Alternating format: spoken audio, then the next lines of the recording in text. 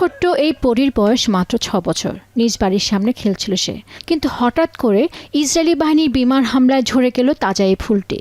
ঈদের একদিন আগেই শোকের ছায়া এই পরিবারে।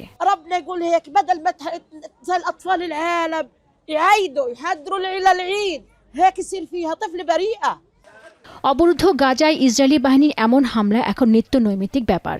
প্রতিদিনই কেউ না কেউ হতাহত হচ্ছে, বন্ধ হচ্ছে না মৃত্যুর মিছিল।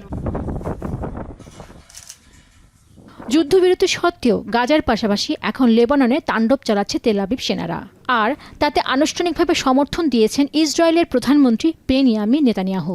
মূলত হিজবুলের ওপর হামলা আরও তীব্র করার বিষয়ে নেতানিয়াহুর ঘোষণার পর দক্ষিণ লেবানন জুড়ে ধারাবাহিক হামলা শুরু করেছে তেল আবিব সেনারা। এরই মধ্যে দক্ষিণ লেবাননের আরনুন, ইয়োমর আল শাকিফ, জাওতার আল শারকিয়া এবং মারফাদুন শহর ইসরায়েলি সেনাদের বোমা হামলা কেঁপে উঠছে। এতে অনেকেই হতাহত হতে পারে বলে আশঙ্কা করা হচ্ছে। তবে ইরান যুক্তরাষ্ট্রের মধ্যকার চলমান যুদ্ধ অবস্থা নিরসনের একটির মধ্যে রয়েছে লেবানন ইস্যু। কিন্তু ইরানপন্থী সংগঠন হিজবুল্লাহ ইস্যুতে তেল আবিবের এমন কঠোর পদক্ষেপ ওয়াশিংটন ও তেহরানের শান্তি আলোচনায় নেতিবাচক প্রভাব ফেলতে পারে বলে আশঙ্কা বিশ্লেষকদের।